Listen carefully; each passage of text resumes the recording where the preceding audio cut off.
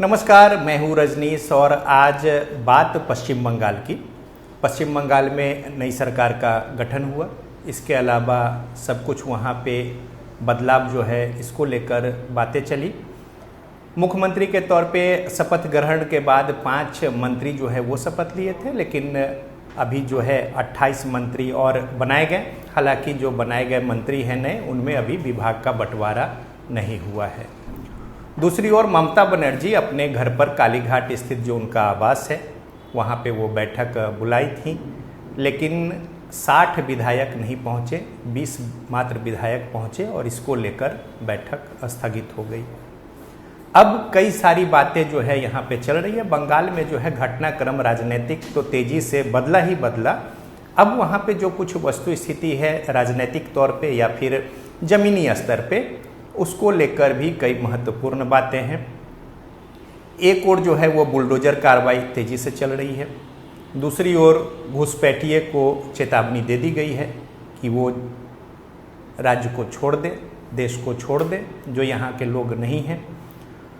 और साथ ही साथ दूसरी ओर राजनीतिक घटनाक्रम की ओर अगर देखें, एक ओर जहाँ पे अभिषेक बनर्जी के साथ सोनारपुर में जिस तरीके से अंडा फेंके गए, इसके अलावा धक्का मुक्की हुई, कुछ उस तरीके से भी बातें वहाँ पे पुलिस प्रशासन की मौजूदगी में, हालांकि कुछ बचाव में भी लोग वहाँ पे थे।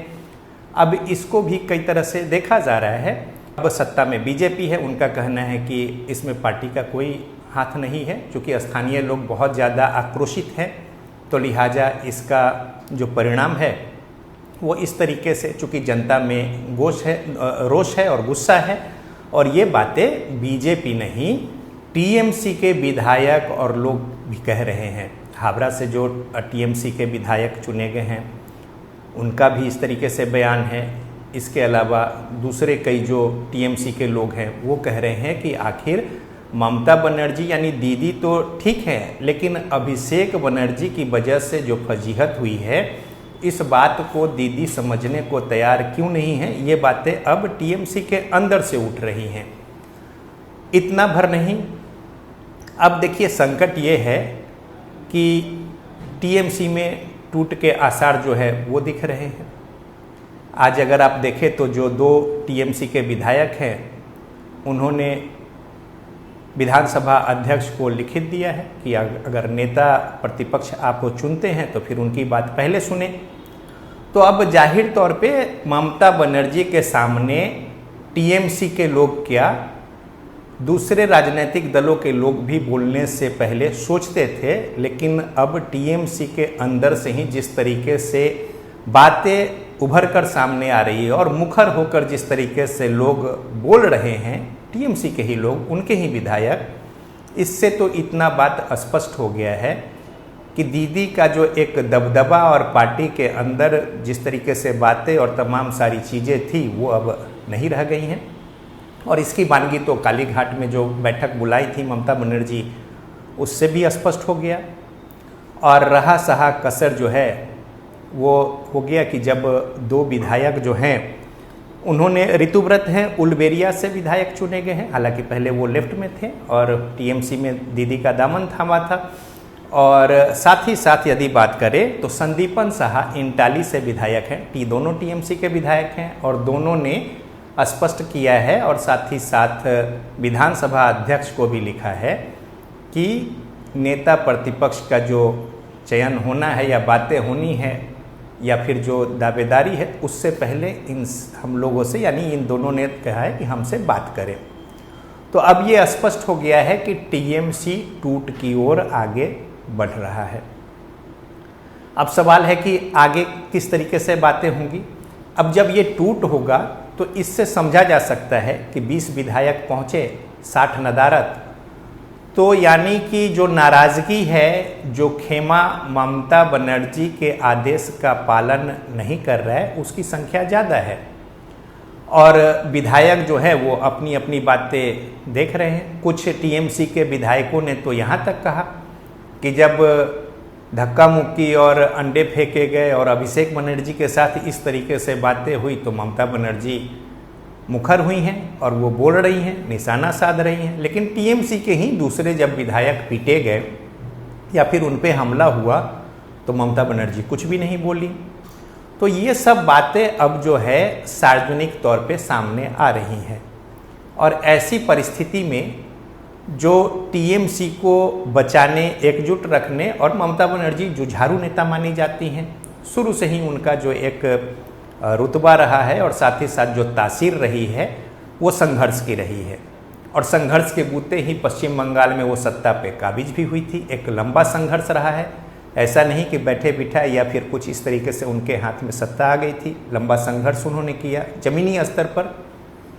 लेकिन अब ममता परिस्थितियों के साथ कमज़ोर हुई हैं, लेकिन फिर भी 80 विधायक हैं। लेकिन अब जो विधायक हैं उनमें जिस तरीके से बातें हो रही है, इसको लेकर एक बार फिर लग रहा है कि ममता कमज़ोर हो रही हैं। और जब पार्टी में टूट की बातें होंगी तो यकीन मानिए कि जो बड़ा धारा है वो ममता के विरोध का होगा। यानी अगर टीएमसी 2 टुकड़ों में होती है तो ममता बनर्जी के पास छोटा टुकड़ा रह जाएगा। तो जाहिर तौर पे एक गंभीर चुनौती है। दूसरी ओर अगर देखें तो जिस तरीके से पश्चिम बंगाल में केंद्रीय बल की अभी भी प्रतिनियुक्ति है, इसके अलावा बुलडोजर कार्रवाई जो है वो चल रही है, घर जो है वो तोड़े जा रहे हैं जो अवैध हैं। अवैध पर कार्रवाई होनी भी चाहिए, लेकिन यहाँ पे थोड़ा सा धैर्य और संयम से काम लिया जाए तो ज़्यादा बेहतर है। चूँकि अगर फौरी तौर पर कार्रवाई जिस तरीके से वहाँ चल रही है, इसमें चाहे वो तुष्टीकरण की बात मुस्लिम हो या फिर हिंदू हो जिन्होंने जमकर सपोर्ट किया है, जिसके बूते इतना बड़ा मैंडेट मिला है, लेकिन घर जो टूट रहे हैं या फिर अवैध जो घर है, अगर कोलकाता में अगर अवैध कंस्ट्रक्शन को तोड़ने की बात हो तो फिर कहा जाता है ऐसा कि जो सागर भर जाए, इतना अवैध कंस्ट्रक्शन है।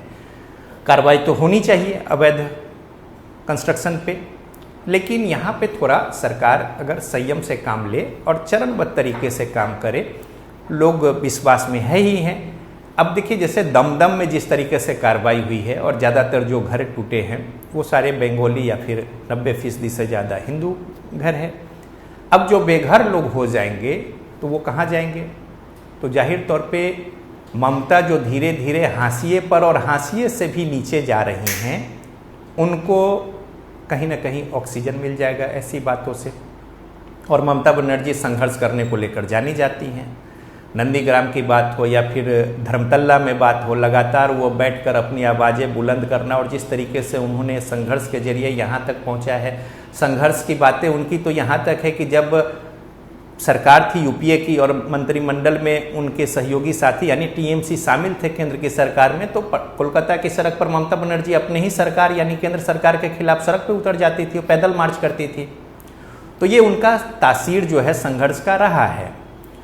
तो अब थोड़ा संयम से काम लेना पश्चिम बंगाल में बीजेपी की जो सरकार है उनका काम है और सबको साथ लेकर चलने की बात है। जहाँ पे गलत है वहाँ पे कार्रवाई भी जरूर होनी चाहिए, लेकिन अगर एक साथ सारे मोर्चे खोल दिए जाएंगे तो जाहिर तौर पे जो लोग सड़क पे आएंगे या जो लोग इस तरीके से परेशान हाल होंगे तो वो जाएंगे कहाँ? उनकी सिंपैथी कहीं ना कहीं ममता बनर्जी के साथ होगी। तो ऐसे में ममता बनर्जी को ऑक्सीजन मिलेगा। तो जाहिर तौर पे अब किस तरीके से आगे जो दावेदारी हुई है, टीएमसी के ही जो 2 विधायक विधानसभा अध्यक्ष के सामने अपनी बातें रखे हैं, उसमें देखने की बात है। और साथ ही साथ जो नए मंत्री बने हैं 28, तो उनमें अभी विभागों का बंटवारा होना है और फिर किस तरीके से किनको क्या कुछ पदभार मिलता है वो बातें हैं। और विकास की गति को तेज़ी देने को लेकर और साथ ही साथ जो एक चुनाव के समय में जो घोषणा की गई है बातें, उन बातों को लेकर सरकार कैसे आगे बढ़ती है वो भी देखने की बात है। तो बहरहाल कई सारी बातें हैं, आगे हम और इसमें आपको अपडेट करेंगे। फिलहाल के लिए इतना ही, मुझे दीजिए इजाज़त। नमस्कार।